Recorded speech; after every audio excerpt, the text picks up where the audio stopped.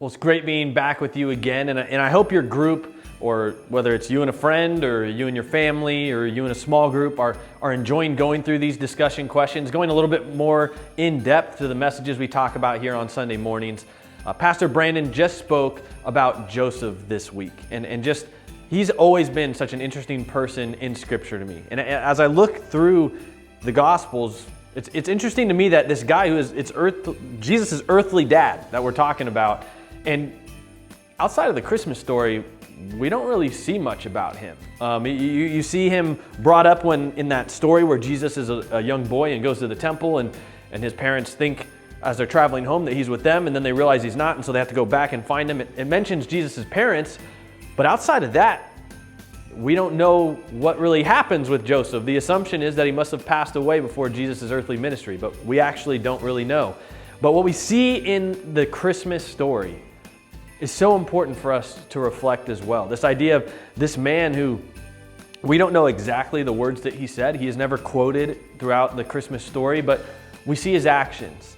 And the first thing it says about him, besides that he's a carpenter, is that he was a righteous man. And even though he didn't know what was going on with this woman he was engaged to, he was going to just try and divorce her quietly. Even though he could have shamed her, he had every right to shame her for being pregnant, and he knew he wasn't the earthly father, and so he had a lot of options there that he would have been completely justified to do, but he was looking out for her in a very important way. And obviously the angel told him, do not divorce her.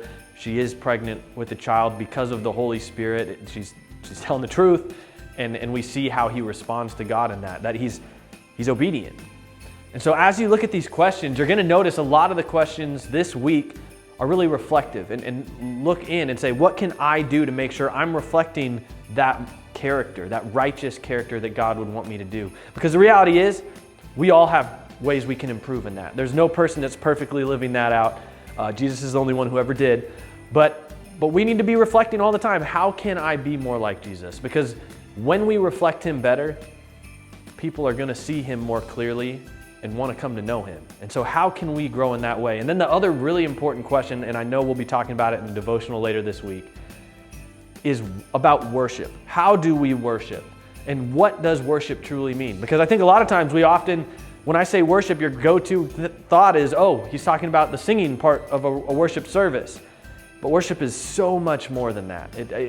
Singing is worship, don't get me wrong, but it's a lot more than just singing. And so we're going to be talking about that later this week. But be wrestling with how can we praise God for who he is more? How can we obey him like Joseph did? Because it was not always easy. Besides putting his trust in, okay, I'm going to be the earthly father to this child, the angel came to him again and said, hey, you need to go to Egypt and you need to flee because this person's going to try and kill your son. And he just listens. He immediately goes to Egypt and uplifts his life for a little bit. And so we need to have that kind of obedience. God, whatever you ask, I'm in. And so hopefully it's a great discussion with your group. We'll see you next week.